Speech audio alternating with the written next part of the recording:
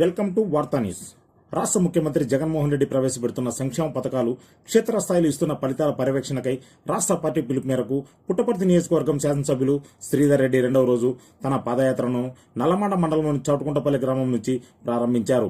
ఈ సందర్భంగా ఎమ్మెల్యే శ్రీధర్ రెడ్డి గ్రామం చేరుకోగానే గ్రామ వైసీపీ నాయకులు కోనపల్లి హేమనాథ్ రెడ్డి, కోనపల్లి భాస్కర్ రెడ్డి, కాళిదాస్ రెడ్డి, మిద్దె రాజారెడ్డి, శివారెడ్డి, సీనియర్ నాయకులు భాస్కర్ రెడ్డి తదితరులు ఆయనకు ఘన స్వాగతం పలికారు.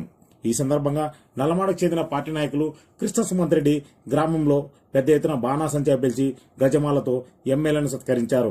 అనంతరం చౌటుకుంటపల్లి గ్రామానికి చెందిన వైసీపీ నేత కోనపల్లి భాస్కర్ రెడ్డి మామ రామకృష్ణారెడ్డి కొంతకాలంగా అనారోగ్యంతో చికిత్సను పొందుతున్న తరుణంలో ఆయన్ను ఎమ్మెల్యే శ్రీధర్ రెడ్డి పరామర్శించి యోగక్షేమాలు అడిగి తెలుసుకున్నారు. పాదయాత్రలో భాగంగా గ్రామ వీధుల వెంట శ్రీధర్ రెడ్డి గ్రామ ప్రజలకు అభివాదం చేసుకుంటూ పంచాయతీ పరిధిలోని గంగాపురం మీదుగా కుసుమారుపల్లి, చెర్లోపల్లి, దొన్నికోట వరకు పాదయాత్రను శనివారం కొనసాగించారు.